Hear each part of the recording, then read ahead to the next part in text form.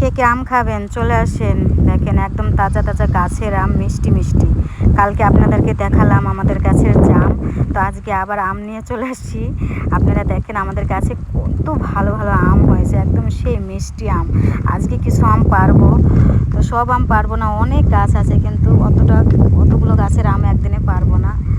আজকে কিছু আম পারবো। দেখো এখানে লাকি চলে আসছে, মা আমি তিনজনে কিছু আম পারবো।